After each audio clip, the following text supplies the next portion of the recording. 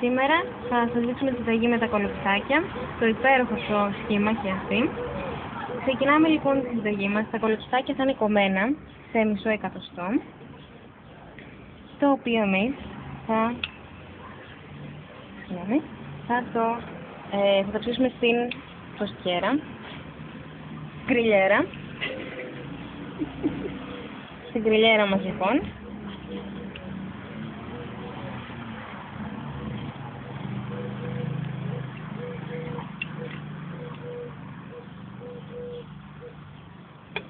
Τοποθετούμε και άλλο ένα με την πλατιά πλευρά της σπάτουλας. Λοιπόν, βάζουμε και εδώ. Και το επόμενο, έχουν πάρα πολύ ωραία μυρωδιά, μπορώ να πω από τώρα κιόλας.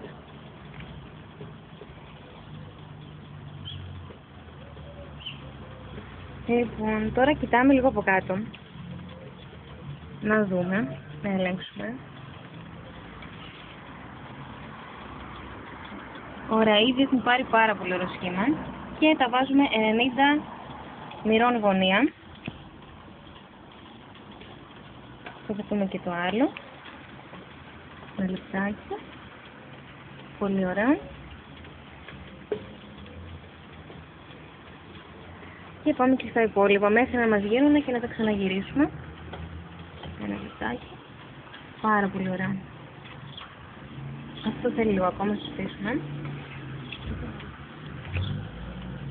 Και το άλλο. Πατάμε να μας γίνει πιο γρήγορα.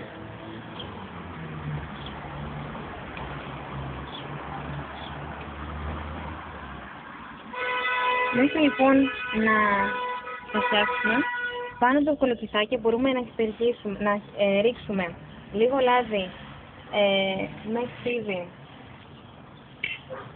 για να γίνει πάρα πολύ ωραίο, γιατί ακόμα είναι ζεστά.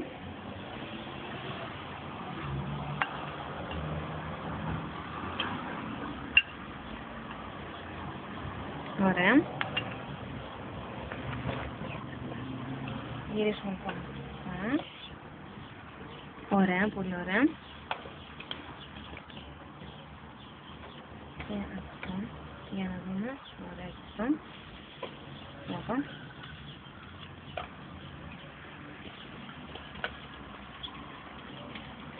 Αυτό φυσικά είναι το μυστικό της συνταγής μας, 90 μοίρες γωνία. Ξεκινάμε με αυτό. Τώρα λοιπόν τι κάνουμε. Τώρα, όχι αυτό όπως είχαμε. Γυρνάμε από την αντίθετη πλευρά όπως είχαμε πριν. Έτσι δηλαδή. Για να γίνει αυτό το πάρα πολύ ωραίο σχήμα. Το κάνουμε και το ίδιο εδώ. Εντάξει. Και γίνεται θαυμάσιο.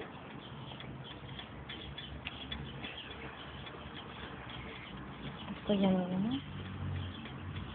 Πάρα πολύ καλό σχήμα. Λοιπόν, το ίδιο κάνουμε και για αυτό. Πάρα πολύ ωραίο και αυτό. Μας πέτυχαν και θα σας πετύχουν σίγουρα. Και συνεχίζουμε με αυτό. Ωραία.